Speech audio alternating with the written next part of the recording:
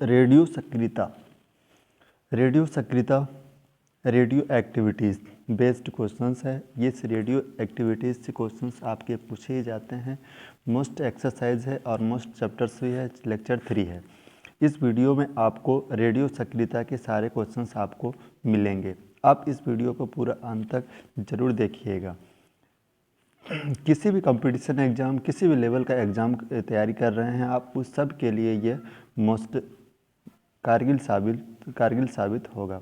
अर्थात इसमें जो क्वेश्चंस हैं वो सारे लूसेंट का निचोड़ है।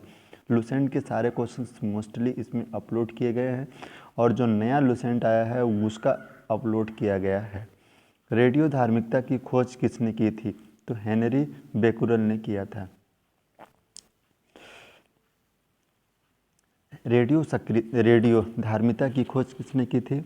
हेनरी बेकुरल ने। रेडियो सक्रियता किसका गुण है? रेडियो सक्रियता किसका गुण होता है? नाभिक का होता है। रेडियो सक्रिय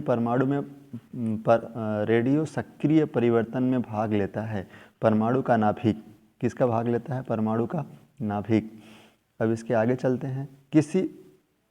किसी परमाणु में स्थायी नाभिक में प्रोटॉनों की संख्या होती है न्यूट्रॉन के संख्या से कम होती है। न्यूट्रॉनों की संख्या से कम होती है। किसी परमाणु के स्थायी नाभिक में प्रोटॉनों की संख्या, स्थायी नाभिक में जो फिक्स्ड नेचुरल नाभिक होते हैं उसमें प्रोटॉनों की संख्या पूछा गया है तो न्यूट्रॉनों की संख्या से कम होता है। अब इसके आगे आता है आपका रेडियो धर्मिता की यूनिट क्या होती है? क्यूरी। रेडियो धर्मिता की यूनिट क्या होती है? क्यूरी। सबसे प्रकाश वर्ष की सबसे छोटी इकाई होती है फर्मी, और कैंडेला जो तीव्रता का मात्रक होता है कैंडेला, और एंगस्ट्रॉन आपका एंगस्ट्रॉन इस फॉर्म में लिखा जाता है, इस टाइप से लिखा जाता है वैल्यू किसी चीज़ की एंगस्ट्रॉन में। अब आता है रेडियो धर्मी तत्व किसका उत्सर्जन करते हैं? रेडियो धर्मी तत्व किसका उत्सर्जन करते हैं? अल्फा बीटा गामा किरणों का। किसका करते हैं? अल्फा बीटा गामा किरणों का। अल्फा और बीटा किरणों की खोज किसने की थी? अल्फा और बीटा किरणों की खोज किसने किया था? रदरफोर्ड ने। अल्फा और बीटा किरणों की खोज किसने किया था? रदरफोर्ड ने। किस वैज्ञानिक ने गामा किरणों की खोज की? किस साइंटिस्ट ने गामा किरणों की खोज की? रदरफोर्ड ने ही किए थे। निम्नलिखित में से कौन रेडियो सक्रिय किरण हीलियम नाभिक के, नेक्स्ट क्वेश्चन है, निम्नलिखित में से कौन रेडियो सक्रिय किरण हीलियम नाभिक के समकक्ष होता है? वो होता है अल्फा किरणें। कौन सी? अल्फा किरणें। जो अल्फा किरणें होती हैं वो हीलियम नाभिक के समकक्ष होता है। हीलियम नाभिक के समकक्ष होता है। अब चलते हैं नेक्स्ट क्वेश्चन पे। नाभिक से निकलने वाले विकिरणों में किसकी वेधन क्षमता सर्वाधिक होती है? नाभिक में निकलने वाले विकिरणों में किसकी वेधन क्षमता सबसे अधिक होती है? पूछा गया वेधन क्षमता। वेधन क्षमता हालांकि गामा किरणों की सबसे अधिक होती है। गामा किरणों की ही सबसे अधिक होती है। अल्फा किरण है, अल्फा किरण पे प्लस आयन होते हैं, डबल प्लस He हीलियम का डबल प्लस आयन होता है। अब आता है आपका अल्फा किरणों पर उपस्थित आवेश होते हैं। अल्फा किरणों पर उपस्थित आवेश क्या होते हैं? वो होते हैं दो धन आवेश। क्या होते हैं? दो धन आवेश होते हैं अल्फा कणों पर। बीटा किरणें बनी होती हैं। बीटा किरणें किस चीज़ की बनी होती हैं? धन आवेशित, ऋण आवेशित, उदासीन। बीटा किरणें जो होती हैं वो हमेशा ऋण आवेशित कणों से मिलकर बनी होती हैं। बीटा किरणें ऋण आवेशित किरणों से मिलकर बनी होती हैं। निम्नलिखित में से किसके उत्सर्जन से संभारिक का निर्माण होता है? बीटा किरणों के। किसके? निम्नलिखित में से किसके उत्सर्जन में संभारिक का निर्माण होता है? बीटा किरणों में। निम्नलिखित में से किसके उत्सर्जन से किसी तत्व का परमाणु क्रमांक 1 बढ़ता है? वो बीटा किरणों से। किससे बढ़ता है? एक परमाणु क्रमांक जो बढ़ता है वो बीटा कण के बढ़ता है, बीटा कण के कारण बढ़ता है। निम्नलिखित में से किससे ऋणात्मक आवेश होती है? किसमें ऋणात्मक आवेश होता है? ऋणात्मक आवेश पूछा गया तो वो बीटा कण में ऋणात्मक आवेश होता है। बीटा कण में क्या होता है? आवेश जो होते हैं वो ऋणात्मक होते हैं। इलेक्ट्रॉन का समरूप कौन होता है? इलेक्ट्रॉन का समरूप कौन होता है? बीटा कण होता है इलेक्ट्रॉन के समरूप, क्योंकि इलेक्ट्रॉन माइनस चार्ज होता है तो बीटा भी आपका माइनस चार्ज होता है। इसलिए क्या होता है? इलेक्ट्रॉन के समरूप किसे माना गया है? बीटा कणों को माना गया है। फिर इसके बाद 8 क्वेश्चन है, समान ऊर्जा के अल्प किरणों की तुलना में बीटा किरणों की वेधन क्षमता अधिक होता है, क्योंकि अधिक होता है इसका रीज़न क्या है, आपको ये बताना है। अधिक इसलिए होता है क्योंकि बीटा किरणों का द्रव्यमान नगण्य होने से उनका वेग अधिक हो जाता है। वेग जो उनकी वेलोसिटी होती है, वेग जो होता है वो क्या होता है, वेग हाई हो जाता है। क्या होता है, वेग हाई हो जाता है। फिर इसके बाद आता है नेक्स्ट क्वेश्चन, बीटा किरणें किस प्रकार का आवेश वहन करता है। जो बीटा किरणें होती हैं वो किस प्रकार के आवेश को वहन करता है, ऋणात्मक। सबसे पहले आ रहे हैं बीटा किरणों में ऋणात्मक आवेश होता है। जिस प्रकार इलेक्ट्रॉन पर ऋणात्मक आवेश होता है उसी प्रकार बीटा किरण होता है। इसलिए बोला गया है जो बीटा किरणें होती हैं वो इलेक्ट्रॉन के समकक्ष होती हैं या समरूप होती हैं। गामा किरणें किससे बनी होती हैं, आपको बताना है। जो गामा किरणें होती हैं वो किससे बनी होती हैं, विद्युत चुंबकीय तरंगों से। सीधी सी बात है, विद्युत चुंबकीय तरंग, क्योंकि इनकी जो वेधन क्षमता होती है सबसे अधिक होती है, सबसे अधिक होती है वेधन क्षमता। गामा किरणें क्या होती हैं, गामा किरणें आपकी क्या होती हैं, रेडियो सक्रिय पदार्थों द्वारा उत्सर्जित उच्च ऊर्जा युक्त किरणें होती हैं।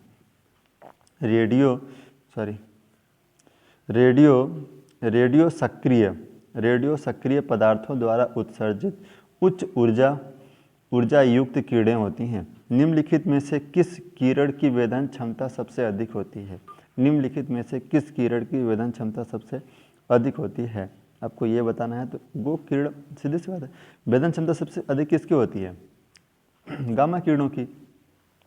बीटा किरण ऋणात्मक। निम्नलिखित में से किस किरण के आयनन क्षमता सबसे अधिक होती है। अब बोला गया है आयनन क्षमता, जिसमें आयन हो, वो भी गामा किरणों की, क्योंकि इसकी वेधन क्षमता सबसे अधिक होती है तो उसकी आयनन क्षमता भी सबसे अधिक होगी। जिस प्रकार इसकी वेधन क्षमता सबसे अधिक है उसी प्रकार इसकी आयनन की क्षमता भी सबसे अधिक होगी। निम्नलिखित में से किस किरण की आयनन क्षमता सबसे अधिक होती है, आयनन क्षमता सबसे कम, आयनन क्षमता सबसे कम। अगर उसकी वेधन क्षमता सबसे अधिक है तो आयनन क्षमता क्या होगी, उसकी सबसे कम होगी, आयनन क्षमता सबसे कम होगी। अब पूछा गया निम्नलिखित में से किरणों की आयनन क्षमता सबसे अधिक किसकी होती है, आयनन क्षमता सबसे अधिक किसकी होती है, आपको ये बताना है। तो अल्फा किरणों की, किसकी होती है, अल्फा किरणों की आयनन, क्योंकि इसमें प्लस चार्ज, बीटा किरणों पर माइनस चार्ज, और ये गामा किरणें वेधन क्षमता इसकी सबसे अधिक होती है, तो आयनन की मात्रा कहाँ से होगी, इसलिए स्लो, इसलिए कम होता है, सबसे कम होता है गामा किरणों की। अल्फा किरणों की जो होती हैं वो सबसे आयनन मतलब जो आयन होते हैं, चार्ज होते हैं, वो सबसे अधिक होते हैं। अब इसके बाद आता है समस्त रेडियो सक्रिय पदार्थ क्षय होने के पश्चात किसमें अंतिम रूप से बदल जाते हैं, किसमें अंतिम रूप से एक्सचेंज हो जाता है, वो शीशा है। न्यूनतम परागम्य शक्ति किरण कौन सी है, न्यूनतम परागम्य शक्ति किरण कौन सी है, आपको ये बताना है। तो वो अल्फा, किसके, अल्फा कणों के। अब बताना है किसी रेडियो एक्टिव तत्व का नाम उसके खोजकर्ता के देश के नाम पर रखा गया है, उसके देश के नाम पर रखा गया है, तो वो होता है पोलोनियम। निम्नलिखित में से कौन सा तत्व प्राकृतिक रेडियो सक्रियता नहीं है, प्राकृतिक रूप से नेचुरल्स के फॉर्म में रेडियो एक्टिविटी न हो उसमें, यूरेनियम है, थोरियम है, फ्लोनियम है और पोलोनियम है। इसमें से कौन सा तत्व आपका है, तो वो है एल्यूमिनियम। ऐसा कौन सा तत्व है आपको, एल्यूमिनियम। नाभिकीय विखंडन के दौरान श्रृंखला अभिक्रिया का नियंत्रित करने के लिए न्यूट्रॉनों का अवशोषण करने हेतु निम्न में से किसका प्रयोग किया जाता है, निम्न में से किसका प्रयोग किया जाता है आपको, तो वो बोरान का यूज किया जाता है, किसका, बोरान का। निम्नलिखित में से कौन एक रेडियो एक्टिव तत्व नहीं है, आपको बताना है रेडियो एक्टिव तत्व नहीं है, रेडियो एक्टिव तत्व नहीं है, वो है जार्केनियम। यूपीएससी 2001 में पूछा गया था, यूपीएससी का क्वेश्चन सही है, यूपीपीएससी पीसीएस। अब पूछा गया है इसमें रेडियो एक्टिव तत्व नहीं है, तो वो जार्कोनियम है, बाकी सारे रेडियो तत्व हैं ये। अब आता है आपको विखंड नाभिक रेडियोधर्मी वस्तुओं को किससे बने पात्र में रखना चाहिए, किससे बने पात्र में रखना चाहिए, आपको ये बताना है। जो पात्र होता है वो उसमें किस में रखना चाहिए आपको, पात्र में। तो किस में रखना चाहिए पात्र को, आपको इसका आंसर्स बताने हैं। तो शायद आपको पता होगा जो रेडियोधर्मी पदार्थ होते हैं वो किस में रखने चाहिए, लेड। क्या होता है, पीबी, जिसको बोला जाता है लेड। पीबी, लेड का सिंबल होता है पीबी, तो उसको बोला जाता है लेड। लेड से बने वस्तुओं के पात्र में रखना चाहिए। अब आता है एक बीटा कण के उत्सर्जन से परमाणु संख्या और परमाणु द्रव्यमान में क्या परिवर्तन होता है। क्या परिवर्तन होता है आपको ये बताना है। इसमें एक्सचेंज क्या होते हैं। परमाणु क्रमांक में एक वृद्धि, परमाणु द्रव्यमान अपरिवर्तित रहता है। परमाणु द्रव्यमान में कोई चेंजेस नहीं, द्रव्यमान, लेकिन उसके क्रमांक में एक अंक का इंक्रीजेस हो जाते हैं। परमाणु क्रमांक में एक अंक बढ़ जाता है, लेकिन परमाणु द्रव्यमान अपरिवर्तित रहता है। कंडीशन क्या है, एक बीटा कण के उत्सर्जन से, बीटा कण के उत्सर्जन से परमाणु संख्या तथा परमाणु द्रव्यमान में क्या परिवर्तन होते हैं। परमाणु संख्या और परमाणु द्रव्यमान में क्या परिवर्तन होते हैं बीटा कण उत्सर्जन होने के। तो आपको इसके आंसर बताने थे। तो एक क्या होता है, उसमें एक में वृद्धि होती है, एक परमाणु क्रमांक में वृद्धि होती है और उसका द्रव्यमान में कोई चेंजेस नहीं होता है। फिर होता है एक अल्फा कण के उत्सर्जन से परमाणु क्रमांक और परमाणु द्रव्यमान में क्या परिवर्तन होते हैं। अल्फा कण, वहाँ पे दिया था बीटा कण, क्या दिया था वहाँ पे, बीटा कण। बीटा कण में क्या होती थी, वृद्धि होती थी, द्रव्यमान में अपरिवर्तित, द्रव्यमान में कोई चेंजेस नहीं होते थे। लेकिन अगर बीटा कण की बात करें तो उसके परमाणु क्रमांक में 2 तथा परमाणु द्रव्यमान में 4 की कमी होती है। सीधी सी बात है, जो क्रमांक होता है उसमें 2 की और उसके द्रव्यमान में, परमाणु क्रमांक में 2 की कमी और परमाणु द्रव्यमान में 4 की कमी होती है अल्फा कणों में। अब इसके बाद आता है 34 नंबर का आंसर।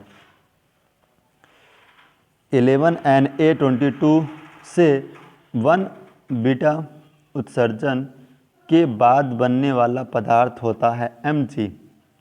बनने वाला पदार्थ क्या होता है, Mg, मैग्नीशियम। Mg किसको बोला जाता है, Mg मैग्नीशियम को बोला जाता है। 92U236 से रिएक्शन करेगा 87U224 में कितने अल्फा और बीटा कण हैं। कितने अल्फा कण और कितने बीटा कण हैं आपको ये बताने हैं। तो इसमें 3 अल्फा कण हैं और 1 बीटा कण हैं। कितने हैं, 3 अल्फा कण और 1 बीटा कण।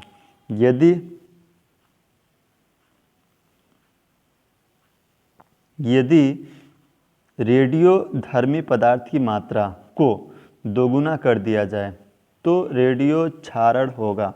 अगर रेडियो पदार्थ की मात्रा को क्या कर दिया जाए, 2 गुना कर दिया जाए तो रेडियोधर्मी पदार्थ में क्या परिवर्तन होंगे आपको ये बताने हैं। तो परिवर्तन उसके अपरिवर्तित रहते हैं, कोई चेंजेस नहीं होगा, नो चेंजेस। किसी रेडियोधर्मी पदार्थ की मात्रा को दोगुना कर दिया जाए तो रेडियोधर्मी क्षरण में कोई परिवर्तन नहीं होता है।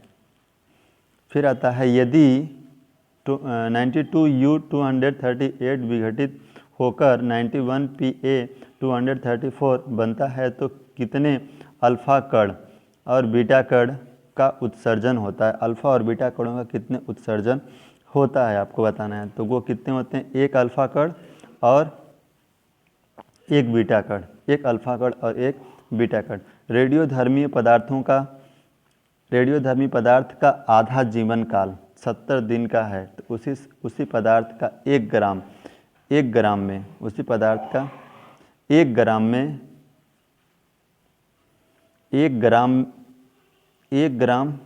ग्राम कितने दिन बाद 225 ग्राम रह जाएगा। कितने दिन बाद 0.25 ग्राम रह जाएगा आपको इसके बताने हैं। तो 140 दिन, कितने दिन, 140, 140, इसके डबल 70 के डबल डेज में कन्वर्ट होता है। यदि किसी रेडियोधर्मी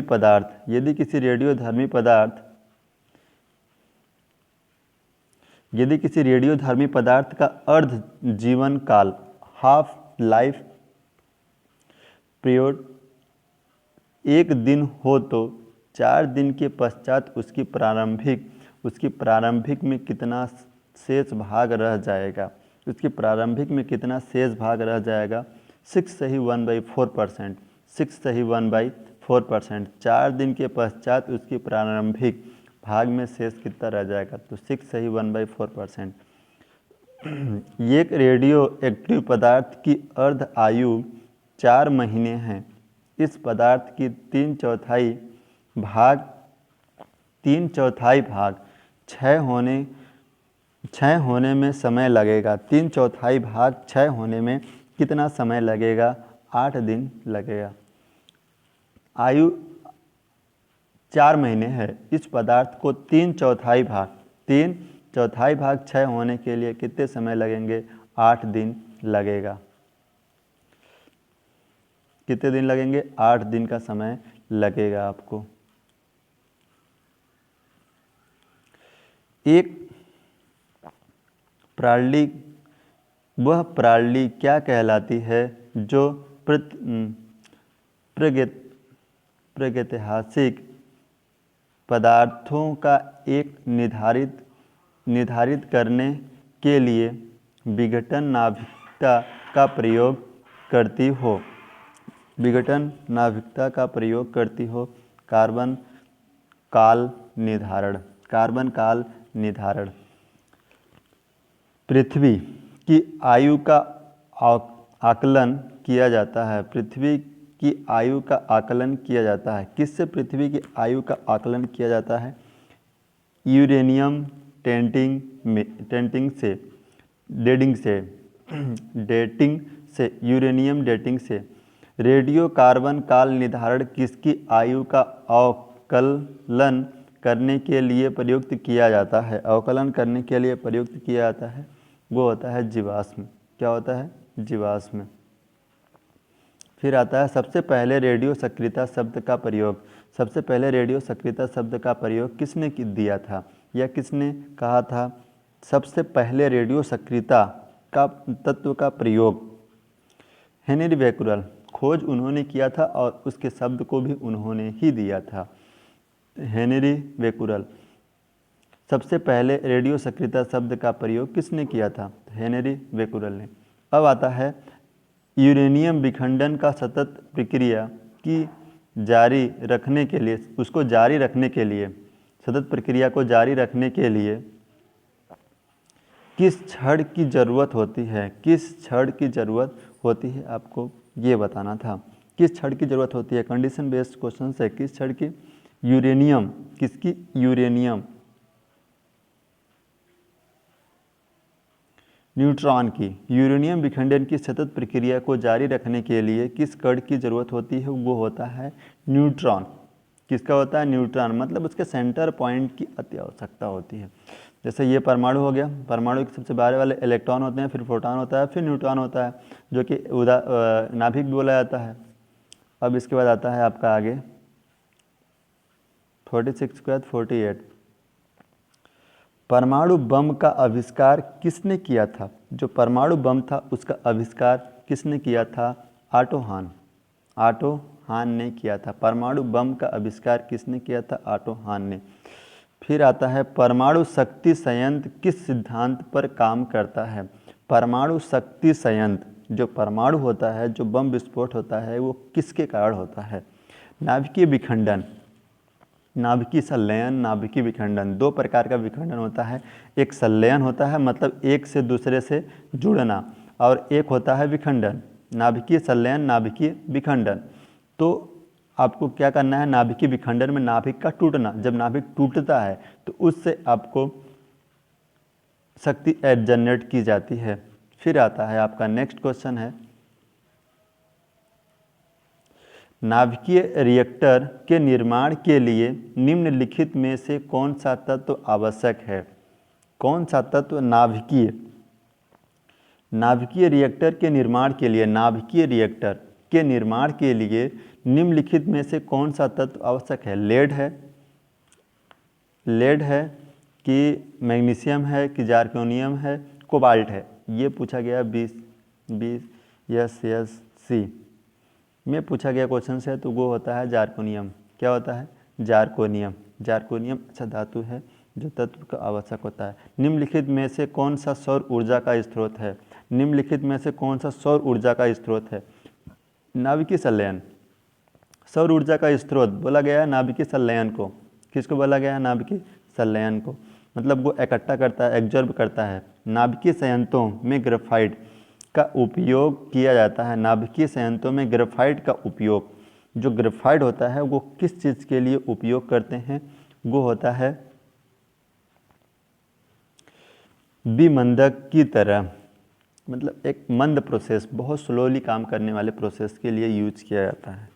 न्यूक्लिक रिएक्टरों में विमंदक और प्रशीतक दोनों की तरह प्रयुक्त होने वाला पदार्थ क्या कहलाता है? दोनों की तरह प्रयुक्त होने वाला पदार्थ भारी पानी कहलाता है। रेडियोधर्मिता नापी जाती है। रेडियोधर्मिता जो है वो किससे नापी जाती है? वो नापी जाती है गीगर मूल काउंटर।